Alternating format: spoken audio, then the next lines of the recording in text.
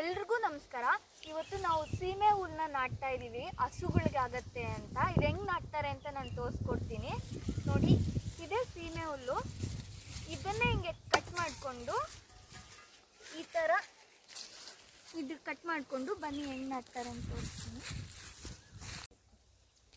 ನೋಡಿ. ಇದನ್ನೇ ನಾವು ಇವಾಗ ನಾಟಬೇಕು. ಬನ್ನಿ ಹೆಂಗೆ ನಾಟೋದು ಅಂತ ನಾನು ತೋರಿಸ್ತೀನಿ ನೋಡಿ. ಇಲ್ಲಿ ಇದನ್ನು ಭೂಮಿನ ಚೆನ್ನಾಗಿ ಉಳುಮೆ ಮಾಡಿ ನೀರೆಲ್ಲ ಡಿಪ್ಪಲ್ಲಿ ಬಿಟ್ಟು ಎಲ್ಲ ಲ್ಯಾಂಡ್ನ ಚೆನ್ನಾಗಿ ಪ್ರಿಪೇರ್ ಮಾಡಿದ್ದಾರೆ.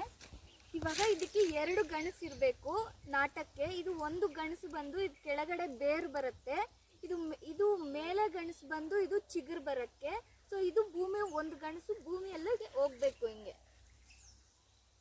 ಸೊ ಅದು ಬೇರು ಬಿಡತ್ತೆ, ಇದು ಚಿಗುರು ಬರುತ್ತೆ ಮೇಲೆಗೆ. ಇದು ಹಸುಗಳಿಗೆ ಹುಲ್ಲು, ಇದು